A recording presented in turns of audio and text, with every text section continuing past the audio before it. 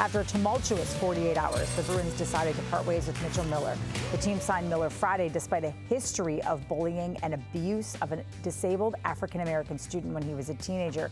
Here's part of Cam Neely's statement. The decision to sign this young man was made after careful consideration of the facts as we were aware of them. That at 14 years old, he made a poor decision that led to a juvenile conviction. We understood this to be an isolated incident and that he had taken meaningful action to reform and was committed to ongoing personal development.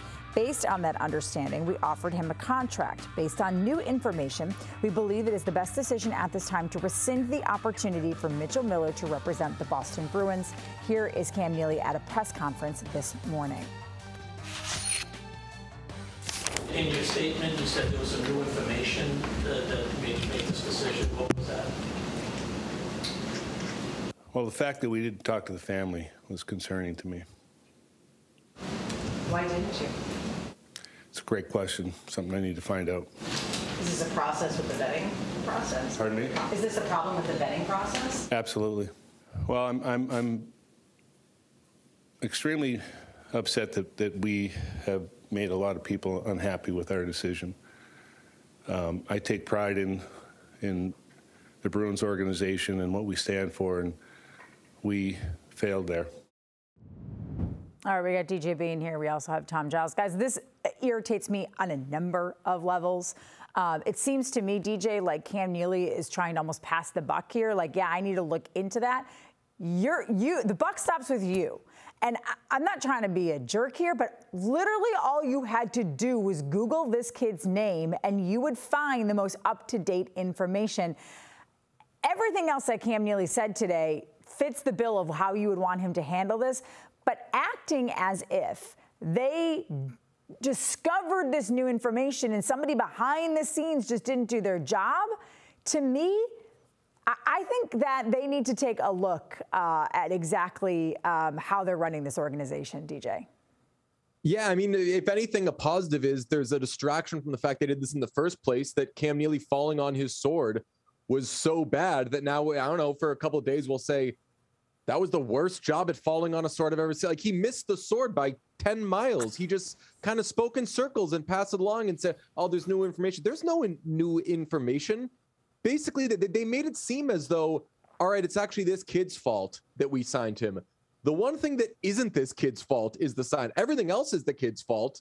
It's your fault that you signed him and that you overlooked a lot of things. I can't believe, Trenny, that they weren't aware of these facts because, Tom, we talked about it. Like, when this news broke that the Bruins signed Mitchell Miller, we both were like, is Mitchell Miller that kid? And then you Google it and you're like, oh, yeah, it's that kid. Because we remember this story when it happened. So the Bruins weren't caught off guard by anything. If anything, they were caught off guard by the reaction, which Cam Neely admitted to. He said he thought that some people would think, oh, okay, well, they're giving this kid a second chance. That's good. And other people might be upset. It's 2022. I say this in a bad way.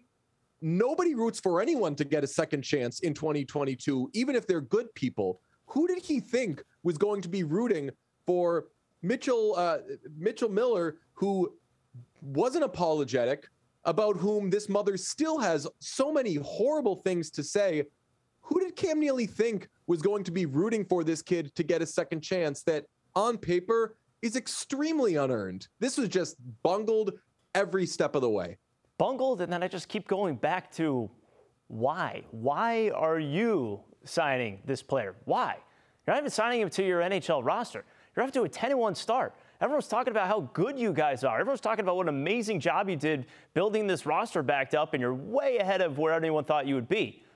Why? Why would you even touch this? It didn't make sense to me, and it hasn't been handled well.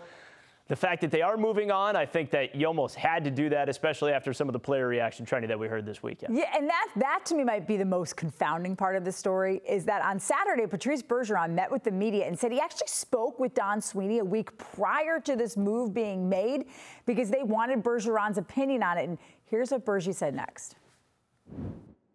As for my opinion, as you just said, I think I had my concerns. I shared my opinion.